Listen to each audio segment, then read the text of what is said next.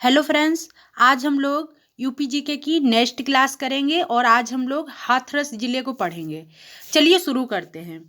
सबसे पहले हाथरस का उपनाम क्या है? तो हाथरस का उपनाम है महामाया नगर। महामाया किसका नाम था आपको पता है? ये गौतम बुद्ध की माता का नाम था, तो उनके नाम पर इस हाथरस का नाम महामाया नगर किया गया, याद रखना। फिर देखो इसका जिला मुख्यालय क्या है? तो जिला मुख्यालय इसका हाथरस ही है। नेक्स्ट देखो, नेक्स्ट है कि हाथरस की तहसीलें कितनी हैं? तो हाथरस में 4 तहसीलें हैं। एक तो हाथरस सदर, दूसरी सिकंदरा राव और ससानी, फिर है सादाबाद सादाबाद। फिर देखो नेक्स्ट है इसका गठन कब हुआ था हाथरस का? तो 3 मई 1997 को अलीगढ़, मथुरा और आगरा जिले के हिस्सों को मिलाकर किया गया था। किन किन जिलों को मिलाकर किया गया था? तो अलीगढ़, मथुरा, आगरा जिले को मिलाकर हाथरस की स्थापना की गई थी 1997 को। मायावती सरकार में जिले का नाम गौतम बुद्ध की माता के नाम पर महामाया रखा गया था। 2012 में पुनः हाथरस कर दिया गया। 2012 में अखिलेश की सरकार थी ना अपने यूपी में, और पता है पहले जब 1997 में जब इसका महामाया रखा गया तो मायावती की सरकार थी, याद रखना। फिर देखो हाथरस उत्तर भारत में ब्रज परिक्षेत्र में आता है। डायरेक्ट क्वेश्चन बनेगा कि हाथरस किस परिक्षेत्र में आता है? तो ब्रज परिक्षेत्र में आता है। नेक्स्ट देखो औद्योगिक इकाइयां कौन कौन सी हैं हाथरस में? तो हींग निर्माण उत्पाद, दूसरा दूध प्रसंस्करण उद्योग, रंग विनिर्माण, ये गुलाल के लिए कह रहा है रंग, ठीक है। फिर यहाँ पे देखो गिलास मन का विनिर्माण उद्योग, लकड़ी का फर्नीचर उद्योग। फिर देखो जिला एक उत्पाद यानी 1 डिस्ट्रिक्ट 1 प्रोडक्ट क्या है हाथरस का? तो हींग है। पता है हींग को जीआई टैग दिया जा चुका है अपने हाथरस की हींग को। और पता है जीआई टैग कितने वर्षों के लिए दिया जाता है? तो 10 वर्षों के लिए दिया जाता है, याद रखना। हो सकता है कभी डायरेक्ट क्वेश्चन बन जाए कि जीआई टैग कितने वर्षों के लिए दिया जाता है? तो 10 वर्षों के लिए दिया जाता है।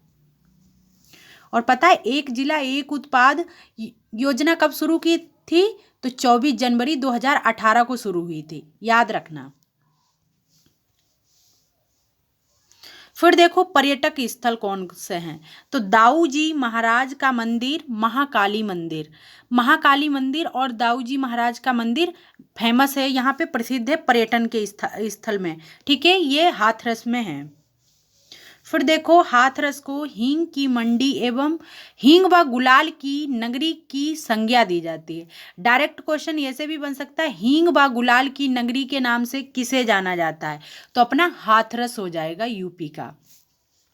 हाथरस रसिया लोक कला, नृत्य, नौटंकी, हरिश्चंद्र एवं नौटंकी, हरिश्चंद्र और अमर सिंह राठौर तथा स्वांग के लिए विख्यात है, याद रखना। किसके लिए विख्यात है? तो ये देखो लोक कला, नृत्य, नौटंकी, हरिश्चंद्र एवं अमर सिंह राठौर तथा स्वांग के लिए विख्यात है।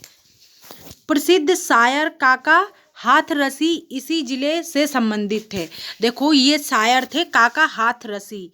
देखो ये नाम याद रखना, वेरी इंपॉर्टेंट क्वेश्चन बन सकता है कि काका हाथरसी जो प्रसिद्ध शायर थे ये किस जिले से संबंध रखते थे? तो ये हाथरस से हो जाएंगे, याद रखना। फिर देखो हाथरस जनपद में 18वीं सदी के जाट नेता इंद्रजीत सिंह के किले से जैन मूर्तियों के अवशेष पाए गए हैं। यानी 18वीं सदी के जाट नेता इंद्रजीत सिंह के किले से जैन मूर्तियों के अवशेष पाए गए हैं, याद रखना। लास्ट देखो नौटंकी हाथरस जनपद का प्रमुख लोक नृत्य है। डायरेक्ट क्वेश्चन बनेगा कि नौटंकी किस जनपद का लोक नृत्य है? तो हाथरस का है। हाथरस जिले में मुख्य रूप से 3 नदियों यानी से सगई, ईशान एवं करवन का प्रवाह है। कौन सी 3 नदियां हैं? तो सगेर, ईशान एवं करवन का प्रवाह है 3 नदियों का। फिर देखो हाथरस में हर साल लक्खा मेला भगवान बालम मंदिर में मनाया जाता है। यह मंदिर लोकप्रिय रूप से डू बाबा के नाम से जाना जाता है। देखो यहाँ पे कौन सा मेला लगता है, तो हाथरस में हर साल लक्खा मेला भगवान बालम मंदिर में मनाया जाता है। यह सॉरी बालम नहीं होगा, यहाँ पे बलराम होगा, जो अभी हम लोगों ने आगे पढ़ा था ना कि यहाँ पे ये नहीं है, बालम नहीं है, यहाँ पे वो बलदाऊ जो मंदिर था ना उसी में ये लगता है मेला। तो आप याद रखना, इसको डू बाबा के नाम से भी जाना जाता है। ठीक है, अगर कभी गलती हो जाए तो उसके लिए सॉरी, मतलब कभी कभी गलतियाँ हो जाती हैं। ठीक है, अब हम मिलेंगे नेक्स्ट वीडियो में। जय हिंद, जय भारत।